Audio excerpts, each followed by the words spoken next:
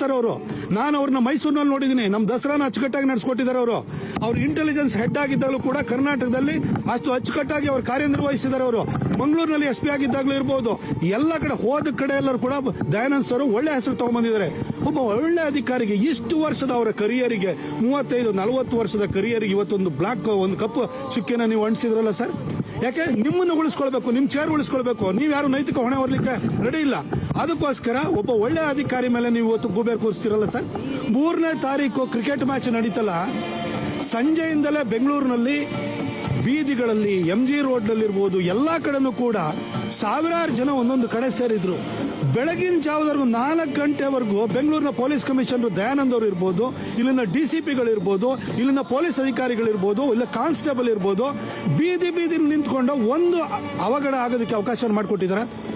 ಆ ಪೊಲೀಸರು ಬೆಳಗ್ಗೆ 4 ಗಂಟೆವರೆಗೂ ಕೆಲಸವನ್ನ ಮಾಡಿದ್ದಾರೆ. ಮನೆಗೆ ಹೋಗಿ ಒಂದು ರೆಸ್ಟ್ ತೊಗೊಳಕ್ಕಾಗಿಲ್ಲ. ಬೆಳಗ್ಗೆ 8 ಗಂಟೆಗೆ ನೀವು ಟ್ವೀಟ್ ಹಾಕ್ತೀರಿ, ಬನ್ನಿ ಸಂಭ್ರಮಾಚರಣೆಯಲ್ಲಿ ಭಾಗಿಯಾಗಿ ನಾವು ವಿಧಾನಸೌಧ ಎದುರುಗಡೆ ಕೊಟ್ಟು ಬಂದು ಕರೆಸಿ ತಲೆಗೆ ಟೋಪಿ ಶಾಲು ಹಾರ ಹಾಕ್ತೀವಿ ಅಂತ ಹೇಳಿ ಕರೆದವ್ರು ನೀವು. ಅದಕ್ಕಿಂತ ಮೊದಲು ನೀವು ಪೊಲೀಸ್ ಕಮಿಷನರ್ನ, DG ಅವ್ರನ್ನ, ಚೀಫ್ ಸೆಕ್ರೆಟರಿ ಯಾರಿಗಾರು ಮೀಟಿಂಗ್ ಮಾಡಿಲ್ಲ. ಮೀಟಿಂಗ್ ಮಾಡದಲ್ಲೇ ಇವತ್ತು ತಲೆದಂಡೆ ಯಾರನ್ನ ಮಾಡ್ತಾ ಇದ್ದೀರಿ ಸರ್ ನೀವು?